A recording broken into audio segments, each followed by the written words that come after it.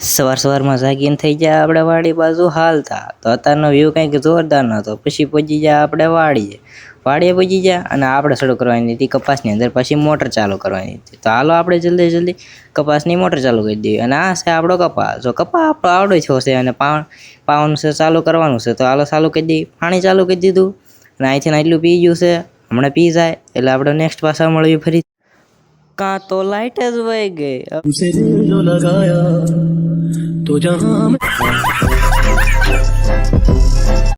પછી તો લાઈટ આવી ગઈ અને આપણે જલ્દી કરી દીધી મોટર ચાલુ. અને પછી આપણો કપા બાકી રહ્યો છે, આટલો પાઈ દીધો છે. આપણે જલ્દી પાઈ દઈએ અને બળવી પાછા ફરીથી. હમણાં કપાનો શેલો કેરા હતા ને જોઈ લો, કપા આપણો બધો પી ગયો છે.